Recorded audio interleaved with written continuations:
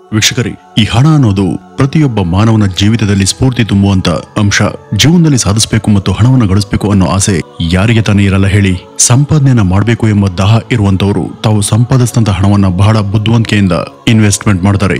ಇವತ್ತು ಪ್ರಪಂಚದಲ್ಲೇ ಅತ್ಯಂತ ಶ್ರೀಮಂತರು ಅಂತ ಅನ್ಸ್ಕೊಳ್ಳೋರು ಕೂಡ ಒಂದ್ ಕಾಲದಲ್ಲಿ ನಮ್ಮಂತೆ ಮಧ್ಯಮ ವರ್ಗದವರು ಕೂಡ ಹಾಗೂ ಕಡು ಬಡವರು ಕೂಡ ಆಗಿದ್ರು. ಆದ್ರೆ ಅವರು ತಮ್ಮ ಜೀವನದಲ್ಲಿ ತೆಗೆದುಕೊಂಡಂತ ಕೆಲವು ನಿರ್ಧಾರಗಳು ಮತ್ತು ಮಾಡದಂತ ಇನ್ವೆಸ್ಟ್ಮೆಂಟ್ಗಳು ಇವತ್ತು ಅವರನ್ನ ಶ್ರೀಮಂತರನ್ನಾಗಿ ಮಾಡಿದ್ದಾವೆ. ಇವತ್ತು ಹಲವಾರು ರೀತಿಯ ವಿವಿಧ ಇನ್ವೆಸ್ಟ್ಮೆಂಟ್ಗಳು ಇದ್ದಾವೆ. ಒಬ್ಬ ಸಾಮಾನ್ಯ ಮಿಡಲ್ ಕ್ಲಾಸ್ ವ್ಯಕ್ತಿಯನ್ನ ಕೋಟ್ಯಾಧಿಪತಿ ಮಾಡುವಂತ ಇನ್ವೆಸ್ಟ್ಮೆಂಟ್ ಯಾವ್ದು ಗೊತ್ತಾ? ಅದೇ ಸ್ಟಾಕ್ ಮಾರ್ಕೆಟ್. ಈ ಒಂದು ಹೆಸರನ್ನ ಕೇಳಿದ್ರೆ ನಮ್ಮ ಭಾರತದಲ್ಲಿ ಸಾಕಷ್ಟು ಮಂದಿ ಭಯ ಪಡ್ತಾರೆ. ನಮ್ಮ ಭಾರತದ ಜನಸಂಖ್ಯೆ 146 ಕೋಟಿ 50 ಲಕ್ಷ ಇದ್ರೂ ಸ್ಟಾಕ್ ಮಾರ್ಕೆಟ್ ನಲ್ಲಿ ಕೇವಲ 11.4 ಕೋಟಿ ಜನರ ಅಕೌಂಟ್ಗಳು ಮಾತ್ರ ಇದ್ದಾವೆ. ಭಾರತೀಯರಲ್ಲಿ ಸುಮಾರು 7ರಿಂದ 8% ಮಾತ್ರ ಷೇರು ಮಾರುಕಟ್ಟೆಯಲ್ಲಿ ಇನ್ವೆಸ್ಟ್ಮೆಂಟ್ ಅನ್ನ ಮಾಡ್ತಿದ್ದಾರೆ. ನಮ್ಮ ಭಾರತೀಯ ಸ್ಟಾಕ್ ಮಾರುಕಟ್ಟೆಯಲ್ಲಿ ಇನ್ವೆಸ್ಟ್ಮೆಂಟ್ ಮಾಡೋದಕ್ಕೆ ಎಷ್ಟು ಯೋಚನೆ ಮಾಡ್ತಾರೆ ಅಂತ ಇದನ್ನ ನೋಡಿದ್ರೆ ನಿಮ್ಗೆ ಅರ್ಥ ಆಗುತ್ತೆ. ಈ ಮುಂದುವರೆದಂತ ದೇಶಗಳಲ್ಲಿ ಅದರ 62% ಜನರು ಸ್ಟಾಕ್ ಮಾರ್ಕೆಟ್ ನಲ್ಲಿ ಇನ್ವೆಸ್ಟ್ಮೆಂಟ್ ಅನ್ನ ಮಾಡ್ತಾರೆ. ಪ್ರಪಂಚದಲ್ಲಿ ಅತ್ಯಂತ ಶ್ರೀಮಂತರಲ್ಲಿ ಒಬ್ಬರಾದಂತ ವಾರನ್ ಬಫೆಟ್ ಕೂಡ ಈ ಸ್ಟಾಕ್ ಮಾರ್ಕೆಟ್ ಅಲ್ಲಿ ಇನ್ವೆಸ್ಟ್ ಅನ್ನ ಮಾಡಿ ಇವತ್ತು ಸಾವಿರಾರು ಕೋಟಿಗೂ ಅಧಿಕ ಹಣವನ್ನ ಗಳಿಸಿದ್ದಾರೆ. ನಮ್ಮ ಭಾರತೀಯರೇ ಆದಂತ ರಾಕೇಶ್ ಜುಂಜುನ್ವಾಲಾ ಕೇವಲ 5,000 ರೂಪಾಯಿ ಹಣವನ್ನ ಸ್ಟಾಕ್ ಮಾರ್ಕೆಟ್ ನಲ್ಲಿ ಇನ್ವೆಸ್ಟ್ಮೆಂಟ್ ಅನ್ನ ಮಾಡಿ ಇವತ್ತು 20,000 ಕೋಟಿ ಹಣವನ್ನ ಗಳಿಸಿದ್ದಾರೆ. ಒಂದ್ ವೇಳೆ ನೀವೇನಾದ್ರೂ 1980ರಲ್ಲಿ ವಿಪ್ರೋ ಕಂಪನಿ ಮೇಲೆ 10,000 ರೂಪಾಯಿನ ಇನ್ವೆಸ್ಟ್ ಮಾಡಿದ್ರೆ ಇವತ್ತು ಅದು 600 ಕೋಟಿಗಿಂತ ಕೂಡ ಅಧಿಕ ಹಣವನ್ನ ಗಳಿಸ್ಕೊಡ್ತಾ ಇತ್ತು. ಈ ಒಂದು ವಿಡಿಯೋದಲ್ಲಿ ನಾವು ಒಂದ್ ಕಾಲದಲ್ಲಿ ಸ್ವಲ್ಪ ಹಣವನ್ನ ಇನ್ವೆಸ್ಟ್ ಮಾಡಿಕೊಂಡು ಇವತ್ತು ಅದನ್ನ ಕೋಟಿಗಟ್ಟಲೆ ಲಾಭ ಪಡೆಯುವಂತೆ ಮಾಡದಂತ ಕಂಪನಿಗಳ ಬಗ್ಗೆ ತಿಳಿಯೋಣ. ವೀಕ್ಷಕರೇ, ಸ್ಟಾಕ್ ಮಾರ್ಕೆಟ್ ನಲ್ಲಿ ಹೇಗೆ ಇನ್ವೆಸ್ಟ್ ಅನ್ನ ಮಾಡಬೇಕು, ಯಾವ ರೀತಿಯ ಕಂಪನಿಗಳ ಮೇಲೆ ಇನ್ವೆಸ್ಟ್ಮೆಂಟ್ ಅನ್ನ ಮಾಡಬೇಕು, ಯಾವ ಕಂಪನಿಗಳನ್ನ ಆಯ್ಕೆ ಮಾಡ್ಕೊಳ್ಬೇಕು ಎಂಬ ಮಾಹಿತಿ ಈ ಒಂದು ವಿಡಿಯೋದಲ್ಲಿ ನಿಮ್ಗೆ ಸಂಪೂರ್ಣವಾಗಿ ಸಿಗುತ್ತೆ. ಹಾಗಾಗಿ ಕೊನೆವರೆಗೂ ಈ ಒಂದು ವಿಡಿಯೋವನ್ನ ಸ್ಕಿಪ್ ಮಾಡದೇನೆ ನೋಡಿ. ವೀಕ್ಷಕರೇ, ಈ ಇನ್ವೆಸ್ಟ್ಮೆಂಟ್ ಅನ್ನುವಂತ ಒಂದು ಕಾನ್ಸೆಪ್ಟ್ ಅನ್ನ ನಿಮ್ಗೆ ಸುಲಭವಾಗಿ ಅರ್ಥ ಮಾಡಿಸೋದಕ್ಕೆ ಒಂದು ಕಾಲ್ಪನಿಕ ಕಥೆಯನ್ನ ಹೇಳ್ತೀನಿ ಕೇಳಿ. ಈ ನಮ್ಮ ಕಥೆಯಲ್ಲಿ ಸುರೇಶ್ ಮತ್ತು ರಮೇಶ್ ಎಂಬ ಇಬ್ರು ವ್ಯಕ್ತಿಗಳಿರ್ತಾರೆ. ಈ ಸುರೇಶ್ ಎಂಬ ವ್ಯಕ್ತಿ ಸ್ಟಾಕ್ ಮಾರ್ಕೆಟ್ ನಲ್ಲಿ ಅಲ್ಲದೆ ತನ್ನ ಹಣವನ್ನ ಬೇರೆ ಕಡೆ ಕೂಡ ಹೂಡಿಕೆ ಮಾಡ್ತಾನೆ. ಆದ್ರೆ ರಮೇಶ್ ಮಾತ್ರ ಸ್ಟಾಕ್ ಮಾರ್ಕೆಟ್ ನಲ್ಲಿ ಹೂಡಿಕೆ ಮಾಡ್ತಾನೆ.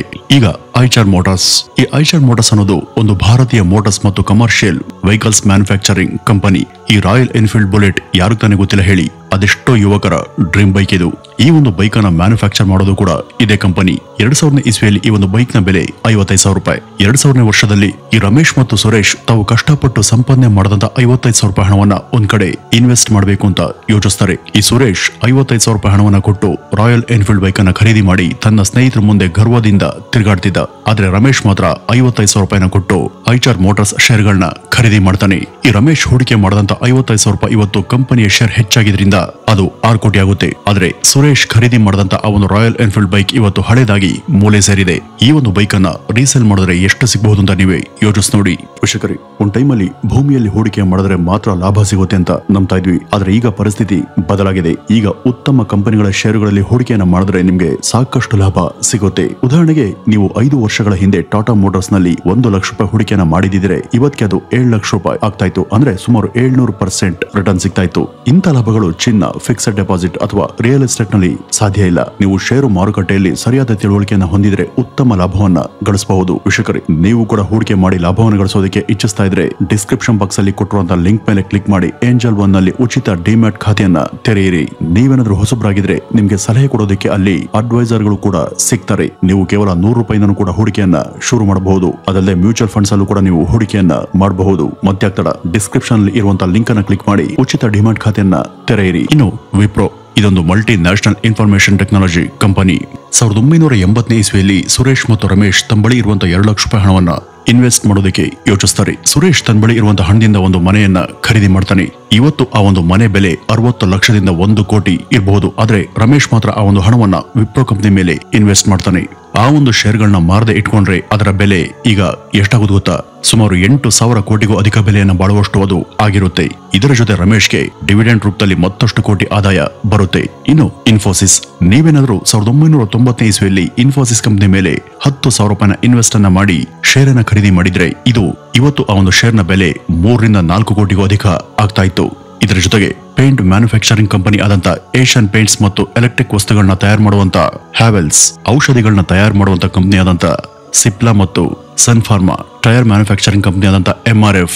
ಇನ್ನು ಬ್ಯಾಂಕಿಂಗ್ ಸೆಕ್ಟರ್ ನಲ್ಲಿ HDFC bank, Britannia, Maruti Suzuki ಇಂಥ ಕಂಪನಿಗಳ ಮೇಲೆ ನೀವೇನಾದ್ರೂ ಕೆಲ ವರ್ಷಗಳ ಹಿಂದೆ ಹಣವನ್ನು ಹೂಡಿಕೆ ಮಾಡಿ ಶೇರ್ಗಳನ್ನ ಖರೀದಿ ಮಾಡಿದ್ರೆ ಇವತ್ತು ಅದರ ಬೆಲೆ ಕೋಟಿಗಟ್ಟಲೆ ಇರ್ತಾ ಇತ್ತು.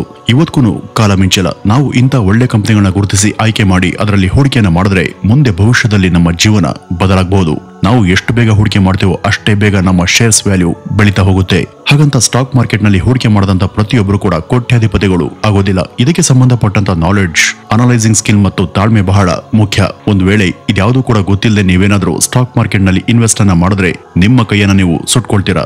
ಇಲ್ಲಿ ಅನುಭವದಿಂದ ಹೋದವ್ರಿಗೆ ಹಣ ಸಿಗುತ್ತೆ, ಹಣದಿಂದ ಹೋದವ್ರಿಗೆ ಅನುಭವ ಸಿಗುತ್ತೆ. ನಾನು ಈ ಒಂದು ವಿಡಿಯೋದಲ್ಲಿ ತಿಳಿಸಿದಂತ ಕಂಪನಿಗಳಿಗೆ ವ್ಯಾಲ್ಯೂ ಮತ್ತು ಪ್ರಿನ್ಸಿಪಲ್ಗಳಿವೆ. ಹೀಗಾಗಿ ಈ ಕಂಪನಿಗಳು ತಮ್ಮ ಇನ್ವೆಸ್ಟರ್ಗಳ ಹಣವನ್ನ ಹೆಚ್ಚಿಸ್ತಾ ಇದ್ದಾವೆ. ಏಕೆಂದ್ರೆ ಈ ಕಂಪನಿಗಳು ಫಂಡಮೆಂಟಲ್ಸ್ ಗಳಲ್ಲಿ ಬಹಳ ಸ್ಟ್ರಾಂಗ್ ಆಗಿದ್ದಾವೆ. ಸ್ಟಾಕ್ ಮಾರ್ಕೆಟ್ ನಲ್ಲಿ ಹಣ ದ್ವಿಗುಣ ಆಗುತ್ತೆ ಅಂತ ಫಂಡಮೆಂಟಲ್ ವೀಕ್ ಇರುವಂತಹ ಕಂಪನಿಗಳ ಮೇಲೆ ಹೂಡಿಕೆಯನ್ನ ಮಾಡಿದ್ರೆ ನೀವು ಪಡೆದುಕೊಳ್ಳೋದಕ್ಕಿಂತ ಕಳೆದುಕೊಳ್ಳೋದೇ ಅಧಿಕ.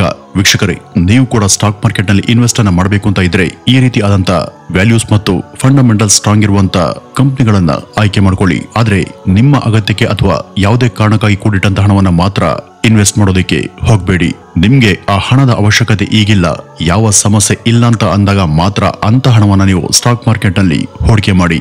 ಹಾಗೂ ಹೂಡಿಕೆ ಮಾಡೋದಕ್ಕಿಂತ ಮುಂಚೆ ನೀವು ಚೆನ್ನಾಗಿ ಅಧ್ಯಯನ ಮಾಡಿ ಹೂಡಿಕೆ ಮಾಡಿದ್ರೆ ಖಂಡಿತ ಅದರಿಂದ ತೊಂದರೆ ಆಗೋದಿಲ್ಲ ಅಂತ ಹೇಳ್ತಾ, ನೀವು ಏಂಜಲ್ ಒನ್ ನಲ್ಲಿ ಉಚಿತವಾಗಿ ಡಿಮ್ಯಾಟ್ ಖಾತೆಯನ್ನು ತೆರೆಯೋದನ್ನ ಮರಿಬೇಡಿ ಅಂತ ಹೇಳ್ತಾ ಇವತ್ತಿನ ಈ ಒಂದು ವಿಡಿಯೋವನ್ನ ಇಲ್ಲಿಗೆ ಮುಗಿಸೋಣ. ನಮಸ್ಕಾರ.